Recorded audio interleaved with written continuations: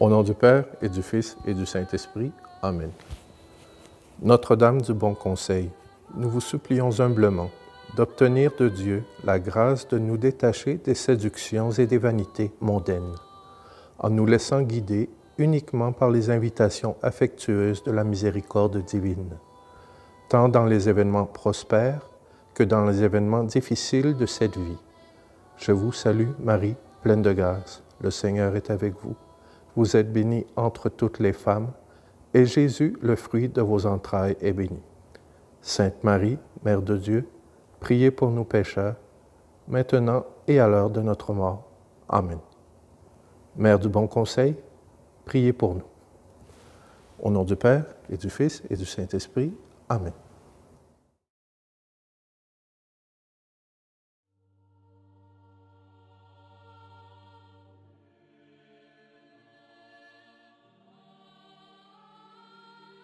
Bonjour, nous voici au deuxième jour de notre Triduum en l'honneur de la Sainte Vierge, Mère du Bon Conseil. Aujourd'hui, nous allons vous expliquer un peu à propos de l'origine de cette fresque. Bon, qui l'a peinte? Où elle a été peinte? On ne peut pas vous le dire, on ne le sait pas. Ça se perd dans la nuit des temps. C'est une fresque, ce n'est pas une toile, c'est-à-dire ce n'est pas un tableau peint. La fresque, c'est de la peinture appliquée directement au mur et le mur spécialement préparé pour recevoir la peinture, les couleurs. Pendant plusieurs siècles, cette fresque était vénérée en Albanie, dans la ville de Scutari. On ne sait pas trop dire comment elle était arrivée là-bas, mais il y avait un sanctuaire de la Vierge de Scutari, c'était justement aujourd'hui la mère du Bon Conseil. Il y avait en ce moment, nous sommes au XVe siècle, lors de l'invasion musulmane en Albanie, les armées chrétiennes étaient défaites. Il y avait deux soldats chrétiens, amis, qui priaient la Vierge Mère en lui demandant conseil, car ils étaient dans un dilemme, ou bien quitter leur patrie, ou bien se soumettre à l'envahisseur. Ils priaient donc la Vierge, lui demandant conseil. Un soir, les deux ont eu le même rêve. La Vierge leur apparaissait, la Vierge de Scutari leur apparaissait et leur disait de se préparer pour un long voyage parce qu'elle allait quitter l'Albanie. Le jour suivant, quand ils se sont rencontrés, les deux se sont raconté le même rêve, ce qui augmenta leur stupéfaction. Ils se sont donc rendus au sanctuaire de la Vierge de Scutari pour prier. Et pendant qu'ils priaient devant la fresque se détacha du mur, l'image se détacha du mur, et enveloppée d'une nuée blanche et lumineuse, elle commença une route par les airs, sans savoir quoi faire, et surtout en sentant une grâce intérieure qui les menait à suivre la Vierge. Ils se mirent aussi en route. L'image passa par les chemins, passa par les terres, s'approcha du bord de la mer et devant la plage, elle se mit à vaguer par-dessus la mer. Les deux se sentirent impulsionnés à suivre la Sainte Vierge et ils ont commencé à marcher par-dessus la mer en sentant qu'à chaque pas, la mer se solidifiait. Et c'est comme ça, par la mer et la Vierge, par les airs, qu'ils ont traversé l'Adriatique de l'Albanie jusqu'en Italie. Après, ils ne surent pas raconter combien de temps, de jours qu'ils ont pris. Mais le fait est qu'ils ne sentirent pas la fatigue, ils ne souffrirent pas de la faim, de la soif, le soleil ne les inquiéta pas. Et quand ils arrivèrent devant la ville de Rome, ils perdirent la fresque de vue et ne surent plus où elle était, quel chemin elle avait pris. Pendant ce temps, pas très loin de Rome, dans une ville appelée Genazzano, vivait une pieuse veuve du tiers ordre de Saint-Augustin. Cette veuve s'appelait Petruccia Nocera. Elle était très dévouée à la Sainte Vierge, surtout à une invocation qui existait déjà, c'était un bas-relief qui existait là-bas à Genazzano, de l'invocation de Notre-Dame du Bon Conseil. Et cette veuve, elle s'occupait d'œuvres de miséricorde, de prières. Elle demandait surtout à Dieu dans ses prières qu'il intervienne, qu'il puisse intervenir dans la situation si troublée déjà de son époque, le XVe siècle. Bon, un jour, elle priait et elle reçut une révélation du Saint-Esprit. Le Saint-Esprit la communiqua que la Sainte Vierge désirait quitter l'Albanie. Puis après, une autre révélation de la Sainte Vierge en lui demandant d'édifier un temple, une église, pour l'accueillir. Très confiante, mais sans avoir les moyens, elle se lance donc dans la construction de ce sanctuaire, d'une église, pour exaucer la demande que la Sainte Vierge lui avait faite, pour qu'elle puisse être accueillie.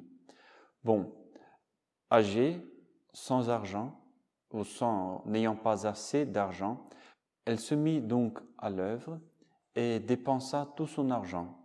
Même sa propre maison, elle vendit pour avoir plus de biens et investir ces biens, cet argent, dans la construction de l'église pour exaucer la demande de la Sainte Vierge. Et lorsque les murs de l'église qu'elle construisait faisaient déjà à peu près 1 mètre d'auteur, son argent était fini. Elle n'avait plus les moyens de continuer l'église qu'elle avait commencée. Dans la petite ville, tout le monde la raillait, la ridiculisait. Tout le monde se moquait de cette veuve écervelée, pour ainsi dire, qui avait commencé une œuvre qu'elle ne pouvait pas finir et disait que c'était une fausse mystique.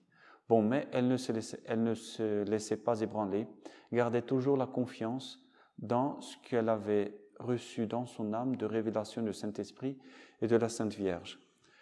C'est alors que, le jour de la solennité du saint patron de la ville de Genazzano, le 25 mars, le jour de Saint Marc, évangéliste, ce jour, en 1467, toute la ville était réunie pour les festivités. Il y avait eu déjà le matin les offices, puis l'après-midi, la foire et les festivités dans toute la ville. Et c'est alors que vers 4 heures de l'après-midi, vers la fin de la foire, les gens commençaient déjà à rentrer leurs matériaux, à ranger les choses, que soudain, la foule, tout le monde commence à écouter une musique céleste, commence à écouter des voix, des chants qui parviennent du plus haut du ciel. Et c'était quelque chose qui n'avait aucune comparaison avec tous les sons terrestres qu'ils avaient déjà écoutés. On dirait même, d'après ce qu'ils disaient, ce qu'ils ont dit après, on dirait même que la porte du paradis s'était un peu ouverte pour laisser échapper quelques mélodies du ciel. Et toute la foule vit descendre du ciel une nuée blanche qui, justement, vint se poser dans le temple, dans l'église à moitié construite par la veuve Petruccia. Au même moment que la nuée descendait du ciel, avec les sons célestes, les voix mélodieuses du ciel, toutes les cloches de la ville se mirent à sonner, sans aucun concours humain. Alors c'était vraiment une scène magnifique, très belle. Et quand la nuée se dissipa, tout le monde découvrit alors, dans la chapelle où avait choisi la Sainte Vierge pour se poser, la nuée se dissipa et apparut la fresque de la Vierge de notre Mère du Bon Conseil, Notre-Dame, la Mère du Bon Conseil. Et au fil des temps, la Vierge de Scutari finit par prendre le nom de l'invocation déjà connue dans la ville de Genazzano, la Mère du Bon Conseil.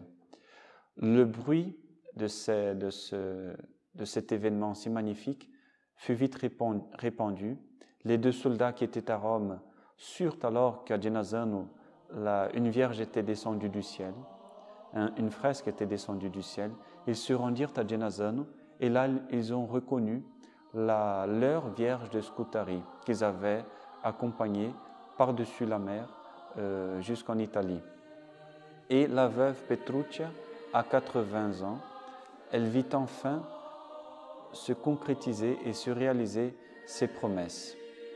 Eh bien, nous aussi, dans notre vie, dans nos cœurs, dans notre âme, nous avons beaucoup de promesses de Dieu, de la grâce pour notre vie spirituelle, pour notre sanctification, pour tout ce que nous devons faire pour accomplir notre mission devant Dieu.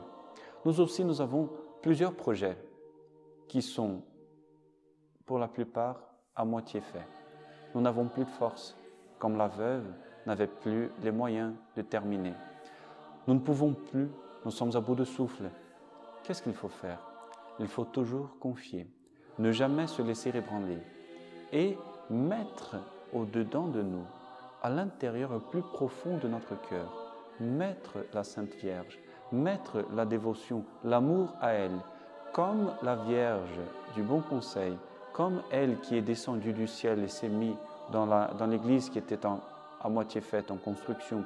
Et une fois qu'elle s'est mise, bon, ils ont vite fait de terminer en splendeur cette église, ce temple. De même pour nous, si nous mettons au centre de nos cœurs, de notre vie, la Vierge Mère, si nous suivons ses conseils, elle finira les plans, elle nous aidera à accomplir notre mission, à accomplir notre vocation, à accomplir l'œuvre de sainteté que nous avons, chacun de nous, comme mission pour présenter devant Dieu. Que la Sainte Vierge puisse donc nous aider et que nous puissions avoir toujours nos cœurs ouverts pour qu'elle puisse y descendre. Que Dieu Tout-Puissant vous bénisse, le Père, le Fils et le Saint-Esprit. Allez dans la paix du Christ. Salve Maria.